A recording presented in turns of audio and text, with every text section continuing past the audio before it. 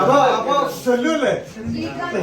Happy birthday to you, happy birthday to you, happy birthday.